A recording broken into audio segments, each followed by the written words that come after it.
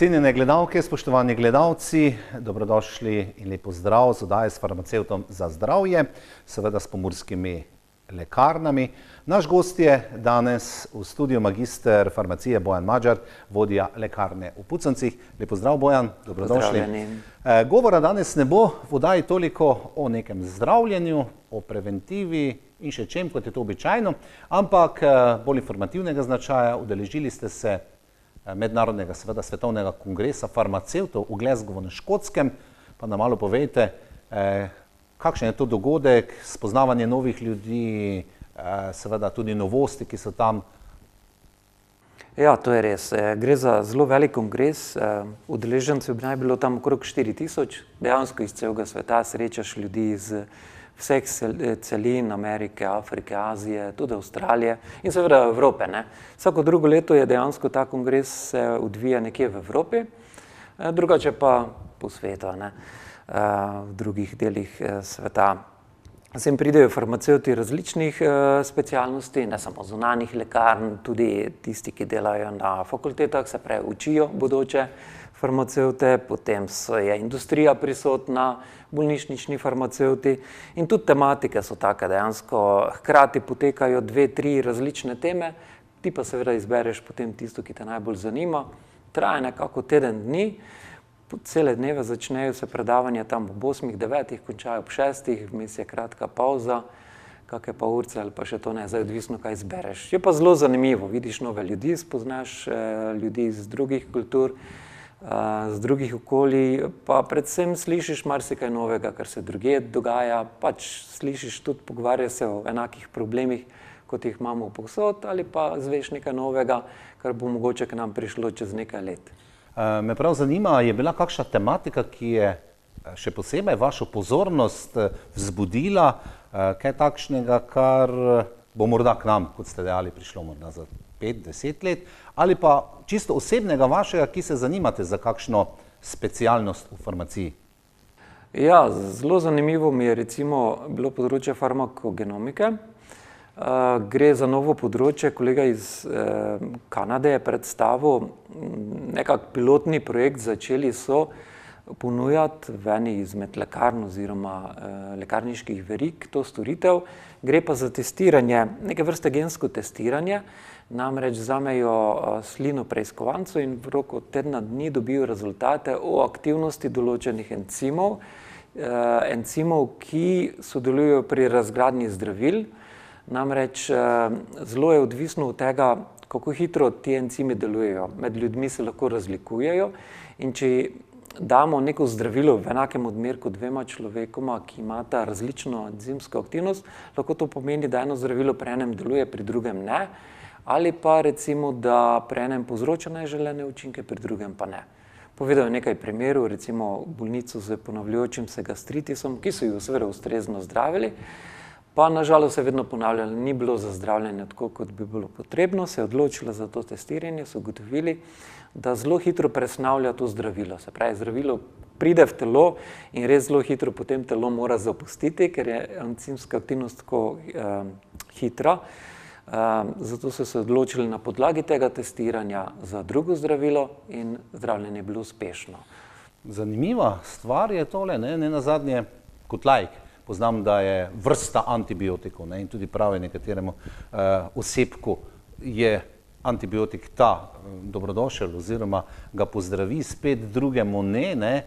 Sedaj pa pravzaprav na podlagi raziskav, kaj menite, kako bo to pri nas, kdaj, če sploh v doglednem času? No, o tem se je pri nas že tudi govorilo. Nočem reči, da samo v Kanadi to izvajajo, tudi nam bližje, recimo na Nizozemskem precej. Verjetno se vse ustavi pri ceni. To testiranje za Kanado je rekel, da stane tam okrog $500. Tako da je treba preračunati. Ampak za določena zdravila, za določeno ciljno populacijo na začetku bi bilo zelo dobrodošlo, namesto da se poskuša z enim, drugim, tretjim zdravilom, ne gre to, ne gre ono. Na ta način pa lahko imaš res bolj jasno sliko in lahko predvsem hitreje prideš do pravega zdravila v pravem odmerku. Rekli ste, da seveda ni veliko časa na to vrstnih kongresih, še tisto, kaj malega je vmes, malo poklepetate, izmenjate izkušnje, pa vendar če ste imeli prosti čas, ste si kaj morda v Glasgowu ogledali, recimo kakšno lekarno, vi ste vodja lekarne, pa more biti malce primerjavo naredite lekarna na Škotskem ali v Združenem kraljestvu, bo bolje rekla, in pri nas morda dobre, slabe plati njihovih lekarn, koliko ste seveda uspeli to doznati, naših, predvsem pa zanima me, tam tudi na recept, pa zdravila brez recepta, recimo, ki niso potrebni, ali je drugačen sistem? Ja, ni tako zelo drugačen sistem, vseeno, ne, tudi v lekarne, ko prideš, so lahko zelo podobne našim. Tako bi rekel, ja, vedno skušamo si ogledati kakšno lekarno, ker nas to zanima, ne, nazadnje tudi kako poteka, tudi na kongresu praviloma omogočajo voden ogled in enega iz teh smo tudi izbrali. Tle smo imeli tam uro pa pol časa, nas je vodil lekarne lepo sprejel, razložil vse, kako poteka in tako bolje razumeš tudi ta sistem njihov. Zdaj prednost, pol smo se tudi seveda pogovarjali o razlikah, oni nimajo tega, vse na Škotskem, ne, se malce razlikuje sistem Škotska pa potem Anglija, vseeno, nimajo tega e-predpisovanja, e-recepta, recimo tam zgleda tako, da gre k zdravniku pač bolnik, dobi recept, ki je nekje v neki obliki, obliki, ampak on dobi neko kodo in prek te kode potem v lekarni lahko dvigne zdravilo. S tem, da mene je zelo presenetilo, ni bilo neke posebne gneče v lekarni, to je bila vseeno v središču mesta Glasgow lekarna, se mi zdelo, da bi morala biti bolj frekventna, pa ni bila. No, ko smo se pogovarjali, kako poteka, je pa tako, da dejansko, ko pacient pride pač s to kartico, da dvigne zdravila, pozdravila, ga običajno naročijo čez nekaj časa, da pride po zdravila. Se pravi, ni tako kot pri nas, pridete v lekarno, stojite v vrsti, ko pridete na vrsto, vam zložimo vse skupaj, razložimo, če kaj je potrebno in vam to izdamo. Tle običajno pridejo potem po zdravila nazaj, medtem ko si lahko farmacevti in farmacevtski tehniki v miru pripravijo ta zdravila in mu šele potem izdajo. Lahko tam počaka kakih 15 minut, pol ure ali pa pride nazaj. Zanimiva reč, ki pa verjetno da nekaj več svobode farmacevtom, ne, pri izdaji, kot pa recimo pri nas. Rekli ste, da tudi ni gneče, kaj menite? So manj bolni na Škotskem ali pa smo v Sloveniji nekako ljudje, ki za vsako malenkost letimo k zdravniku ali pa v lekarno, pa si tiste medikamente kupimo, ki so v prosti prodaji? Ja, težko reči, teh podatkov nimam, to me je res kar presenetilo. Dobro, s kakimi našimi bližnjimi podatki se res, če se primerjamo, je tle pri nas predvsem glede predpisov receptov več, tako da mogoče res pogosteje hodimo k zdravniku. Ne vem, kaj bi rekel, ker tudi tam država kar dosti poskrbi za svoje ljudi, jim omogoči, da dejansko v okviru tega osnovnega dobijo že veliko zdravil, da ni treba doplačevati ali kaj takega. Enostavno, mogoče so navajeni na ta sistem, bolje deluje. Tudi tam dejansko imajo možnost v lekarnah se zdraviti za kakšne manjše težave. Recimo je razlagal primer, ker imamo tam farmacevta predpisovalca, ki lahko določena zdravila, ki se drugače dobijo samo v lekarni, pa tudi na recept, lahko sam predpiše brez zdravnika. Recimo, če imate neko okužbo sečil, lahko greste k temu farmacevtu, v lekarno se sedete, pogovorite, naredi kako test, če je potrebno, vam predpiše zdravilo in zdravilo odnesete z lekarne. Se pravi, na enem mestu ste rešili vse težave, tudi recimo imajo možnost predpisati zdravilo, ki ga že dalj časa jemljete. To se mi je bilo tudi tako zanimivo. Včasih mogoče ne moreš takoj do zdravnika, če farmacevt oceni, da lahko varno to zdravilo izda, ga predpiše in hkrati izda. Rekla sva, ni gneče, ni vrst. Kako pa je z zaposlenimi? Primerjava podobne lekarne, kjer ste bili na Škotskem z našimi, je tam večje število farmacevtov zaposleno ali manjše, delovni čas približno verjetno podobno kot pri nas? Ja, delovni čas, to me je kar presenetilo tudi na trgovine. Veste, delovni čas je tako, ob enih 8-9 se odprejo tudi trgovine, tam do 5-6 težko najdeš kako že do 7 odprto, zelo hitro se zaprejo. Tako da, pa tudi lekarne zelo podobno. Ene lekarne so tudi pol vmes zaprte za kako malico. Predvsem se mi zdi, da je manj farmacevtov noter, ker je ta postopek narejen tako, da lahko ta zdravila najprej na recept pripravi farmacevtski tehnik, je posebej usposobljen za to, se pravi v tej stopnji ne rabi farmacevta, potem pa tako imenovan clinical check, se pravi nek pregled, pa naredi farmacevt, preden se zdravila izdajo.